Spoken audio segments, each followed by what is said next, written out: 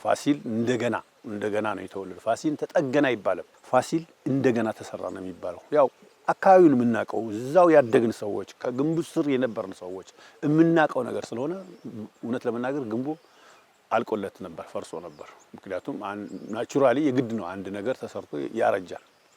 ከማርጀትም በላይ ነው የነበረው። ስለዚህ ይሄ ቅርስነቱን ጠብቆ ለጎብኚዎች በሚመች ሁኔታ ጥገናው ተጠናቆ ስለዚህ በጣም ትልቅ የቱሪስት መዳረሻ ሆኗል። ደረጃውን የጠበቀ የቱሪስት መዳረሻ በአገራችን ስሙ የሚጠራ ሆኗል ማለት ነው። ይሄ ትልቅ ነገር ነው። ይሄ የጎንደርን ትንሳኤ ከ400 ዘመን በኋላ የሚያሳይ ነው ማለት ይቻላል።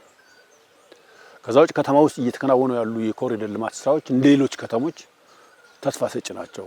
መንገዶቹን ለማስፋት የተደረገው ጥረት፣ መዝናኛ ቦታዎችን ለማዘጋጀት የተደረገው ጥረት፣ የገቢ ማስገኛ ቦታዎችን ለማዘጋጀት የተደረገው ጥረት፣ የብስክሌት ሌኖች ለመስራት የተደረገው ጥረት ጎንደር ከተማ ተፈጥሮውን ጠብቆ በሚገባ ተፈጥሮውን ጠብቆ እንደነበረ የተሰራው ስራ ቀላል ነገር አይደለም። እኔ ከተማውን አስተዳደር በዚህ አጋጣሚ ላመሰግን እፈልጋለሁ።